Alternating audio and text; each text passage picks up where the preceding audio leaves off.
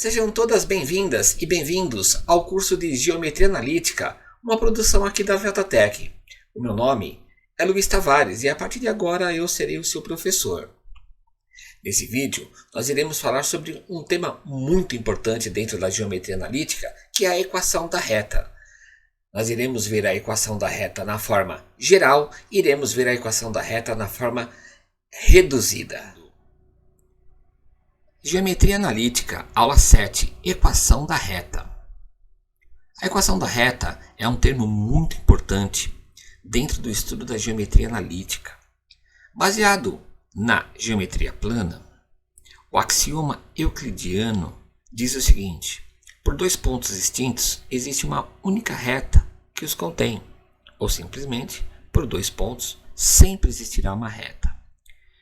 Para você ter uma ideia, entre onde eu estou aqui, eu estou em São Caetano do Sul, estado de São Paulo, e você aí aonde você está, independente do seu estado e da sua cidade, existe uma única reta que nos une. E nós sempre, enquanto você estiver vivo e eu estiver vivo, independente dos locais aonde estamos, nós estaremos unidos por essa reta. Então, é um axioma.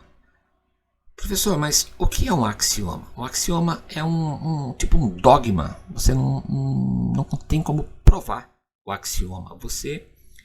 Como é que você prova um ponto? Qual é a equação que você determina que um ponto é um ponto, que uma reta é uma reta e um plano é um plano? Nós não temos, né? Então, pense o seguinte: através da geometria plana, nós vamos ter aí uma reta e, como todo mundo sabe, a reta é um conjunto infinito de pontos. Nós vamos colocar nome em dois pontos. Eu tenho o ponto A e tenho aqui um ponto B. Lembrando que as coordenadas do ponto A é xa, ya, e a coordenada do ponto B é xb, yb. Através desse axioma euclidiano, como eu falei agora há pouco, dois pontos sempre estarão alinhados. Nesse exato momento, entre aonde você está e a cratera mais profunda do lado negro da Lua, o lado escuro da Lua, que a gente nem sabe se realmente lá existe, vocês estão alinhados. Por dois pontos sempre existe uma reta. A coisa começa a ficar um pouco complicada quando a gente coloca um terceiro ponto. E a gente pode colocar esse ponto entre os pontos conhecidos ou colocar esse ponto no infinito. Até mesmo porque esse terceiro ponto, para determinar a equação da reta, ele terá coordenadas genéricas. Essas coordenadas elas sempre estarão lá e elas nunca serão conhecidas. E aí o que acontece? A partir do momento que você coloca três pontos, você envolve três pontos numa situação, você tem dois casos. Pode ser uma reta ou pode ser vértices de um triângulo. Qualquer um dos três pontos que você deslocar aqui, você determina os vértices de um triângulo. Então, lá na geometria analítica do ensino fundamental, do ensino médio, você deve ter estudado lá com o seu professor de matemática a condição de alinhamento entre três pontos. Por que três pontos, professor? Porque dois sempre estarão alinhados. A condição de alinhamento entre três pontos, você deve ter estudado que através de um determinante com as coordenadas dos pontos, se esse determinante for igual a zero, os pontos estão alinhados. Qualquer valor positivo, qualquer valor negativo, estou falando do determinante aqui, né? Qualquer valor diferente de zero, esses pontos são vértices de um triângulo. Bem, como é que a gente faz isso então?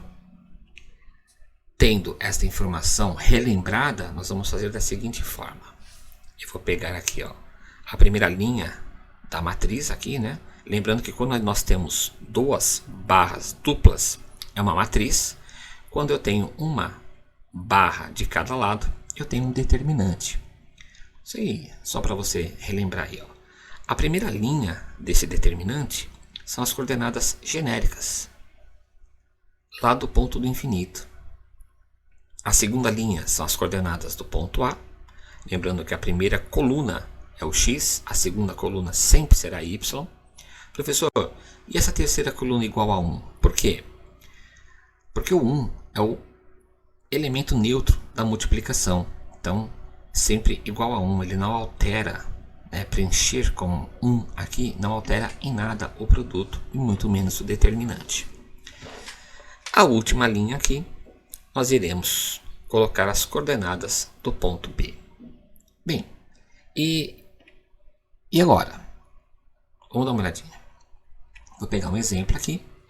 Sejam os pontos B e C, determine a equação da reta que passa por eles. De acordo com a geometria plana, esses dois pontos eles estão alinhados. Mas determinar a equação da reta, eu preciso de um terceiro ponto. Esse terceiro ponto é um ponto genérico. Então vamos dar uma olhadinha aí. Vou montar o determinante. Vou igualar o determinante igual a zero. E a primeira linha desse determinante, justamente, irei preenchê-la com as coordenadas do ponto genérico, que está lá no infinito. A segunda linha, eu a preencho com as coordenadas do ponto B. Poderia ser o ponto C? Sim, poderia sim. A reta que passa por BC é a reta que passa por CB também. Tá? Então, olha, a segunda linha, XB, YB, e o elemento neutro da multiplicação. Terceira linha, XC, YC. E aí existem várias formas diferentes de você determinar e calcular o determinante. O que nós vamos utilizar aqui é o método de Sarri, é aquele que você dobra as duas primeiras colunas aqui. Vamos trabalhar com as coordenadas principais, sempre positivas no final, e as coordenadas, as diagonais secundárias, quando estiver para a esquerda. Lembrando que para a direita é positivo, para a esquerda é negativo. Então, vamos lá. O primeiro produto vai sair assim. 0 é igual x vezes 3, 3x. 3x vezes 1, 3x. A segunda diagonal principal aí, ó. Y vezes 1, 1y vezes 2, 2y. Terceira diagonal, 1 vezes 0 vezes 0, 1 vezes 0 vezes 1 é 0. Né? Independente do número de fatores que você tiver aqui, o produto será igual a 0 a partir do momento que um único fator for igual a 0. Todo mundo sabe. A primeira diagonal secundária, aqui vou colocar menos 0 só para a gente visualizar que para a esquerda é negativo. Né? É claro, respeitando sempre a regra de sinal. Então aqui eu vou ter y vezes 0, 0 vezes 1, 0. Como está indo para a esquerda, menos 0. Não há necessidade de colocar nem mais 0, nem menos 0. É só uma questão de ilustrar aí. Eu tenho agora x vezes 1, x vezes 1, x. Como está indo para a esquerda, menos x. A última diagonal, último produto, 1 vezes 3, 3. 3 vezes 2, 6. Vamos juntar agora por semelhança. Né? Ó, tenho 3x aqui, tenho menos x aqui. Vamos agrupar por semelhança. E aí temos o seguinte, 3x menos x, 2x. O y a gente não consegue agrupar com ninguém. E o termo independente também não consegue agrupar por ninguém. Está aqui. Ó. Essa é a forma geral da equação. Como é que eu sei se essa equação realmente é validada, é verdadeira? Se eu pegar as coordenadas dos pontos aqui em cima e substituir aonde tem x na coordenada x, aonde tem y pela coordenada y, precisa zerar a equação. Vamos dar uma olhadinha. Ó. 2 vezes 0, 0. 2 vezes 3, 6. 6 positivo, menos 6, 0. Então, esta equação realmente passa pelo ponto B. Aliás, essa verificação você pode fazer para qualquer ponto que aparecer Para você saber se o ponto pertence à reta ou não, basta que você pegue as coordenadas x e y e substitua aonde tem x e y na equação da reta. Se zerar, ele pertence à reta. Qualquer valor positivo, qualquer valor negativo, esse ponto não pertence à reta. Vamos dar uma olhadinha agora na equação reduzida da reta. Opa, aqui está escrito retra. Tá? Vamos dar uma olhadinha. Olha só. A equação reduzida é justamente a forma aonde você vai ter o y em função de x.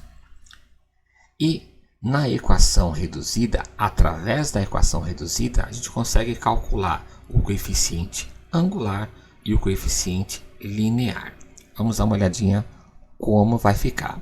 Eu vou pegar como referência a equação da reta que a gente acabou de determinar. Está aqui a equação da reta que a gente acabou de fazer agora no 3 segundos atrás. Bem, o que nós vamos fazer? Nós vamos isolar sempre o y. Professor, se eu isolar o x, a equação é reduzida? Não. Se você colocar o x isolado e escrever tudo através de x, está errado. Você deve isolar sempre a coordenada y. Então, isolando y, nós vamos ter a seguinte coisa. Este 6, que era negativo, ele passou para o lado de lá positivo. O 2x, que é positivo, ele vai passar para lá negativo. Veja que na equação reduzida da reta, é primordial que você deixe o y sempre isolado. Então, esse 2 vai passar para lá multiplicando, né? Ó, aliás, está multiplicando, vai passar para lá dividindo. Não esqueça que você deve dividir o termo independente e esse termo aqui que está multiplicando x. Ao fazer as continhas, você vai chegar à conclusão que 6 dividido por 2 dá 3 positivo, menos 2 dividido por 2 dá menos 1. E aí temos a equação reduzida da reta. Professor, o y sempre estará em função de x? Sim, se você fizer ao contrário, não se tem a equação reduzida da reta. Tudo bem? A partir do momento que você tem a equação reduzida da reta, você começa a calcular de uma forma bem mais simples, bem mais tranquila, o coeficiente angular e o coeficiente linear. Vamos dar uma olhadinha. O menos 1, que está multiplicando x aí, ele é o nosso coeficiente angular. Então, o número que multiplica o x, independentemente de qual for o número aqui, positivo, negativo, racional, irracional, uma fração, não importa. O número que multiplica o x, ele é o coeficiente angular. Da mesma forma que esse termo independente aqui é justamente o coeficiente linear da equação da reta aí. Não é muito ao caso aqui, mas se a gente fosse representar geometricamente essa reta ficaria da seguinte forma. Primeiro, ela seria decrescente. Por quê?